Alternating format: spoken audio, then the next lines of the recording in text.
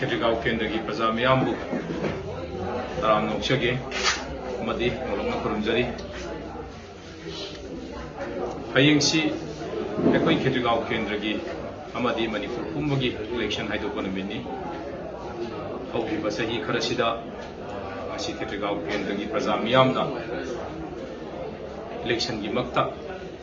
सेनमिन चोंमिनरक्पा वामिनरक्पा मतम अदु लोइरगा हयेंदी अखोई रिजल्ट हाइदोगा केंद्र खुदिमकी एमएलए अममम फंगदोरिबनी तसेंगना आइगी चेनमिन चोंमिनरक्पा मरु मपांगसिंग अहलमनसिंग अमदी इखा ताबसिंगबु माइबेनसिंग इतैमसिंगबु आई हाइनिंगाई लेतना आई थागतपा फोंदोकजगे तसेंगना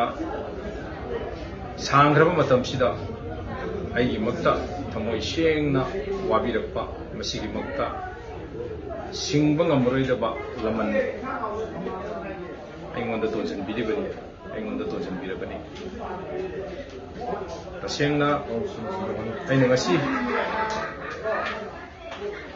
handaki election sigi mari lainana ina haijaningbudi hayeng election haidu oba matungda ekhoi kendrada kayingba makhanamtagi अखोई खना चैनबा साउनबा नुंगाइनदबा लमन खुमनबगी वाखललोन थंबिगनु तसेंगना आइगे लेमिनरिबा कैंडिडेट मिंगुइना पंजरबदा आइगी याम्बा इंद्रजीत आइगी नाउ नुरसन आइगी मरुप अमीन अमदी आइगी चे पुनमरानी साई सागी सेमिन चोमिनरिबा वाखलसिंगदा सेमिनरिबा खोंगोइसिंगदा खना चैनबा याउदनबा खना चैनदनबा हाइबिबा अमदी मखोइबु थिमजनबिबा ओइबियु तसेंगना लीडर अमा ओइसि हाइरगदी अखोइदा लमन खुंबगी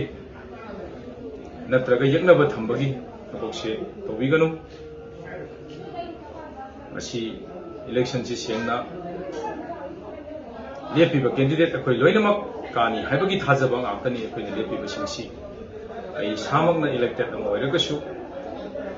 आई मरुमपांगसिंग नत्रगा आईगी लोइनरिबसिंगदसु आइना हाइजनिंगबदी मी खनाबा चैनबा साउनबा तौबिगनु लमन खुनबा अखोइना कारगदी खंगनी ना हाइबा वाखललोन